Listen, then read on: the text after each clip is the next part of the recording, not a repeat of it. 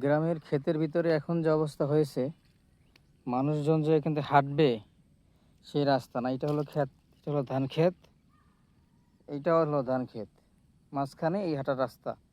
এখন হাঁটতে হাঁটতে হাঁটতে আপনি যে চোখ বুজে বুজে হাঁটেন, তো দেখবেন যে সামনে একটা খাম্বা দাঁড়াই আছে।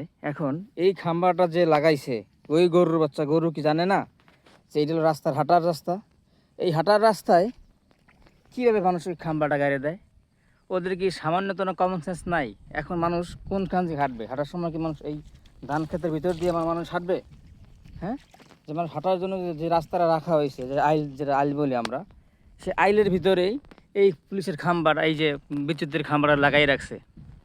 এই গরুরা কি বোঝে না যে না, আমার লাগানোর সময় এখানে দেখে না যে এখানে লাগাইছি আমি, এই যে লাগানোর কারণে মানুষ হাঁটতে পারবে না? কারণ এটা তো একদিনের জন্য না, এটা তো সারা জীবনের জন্য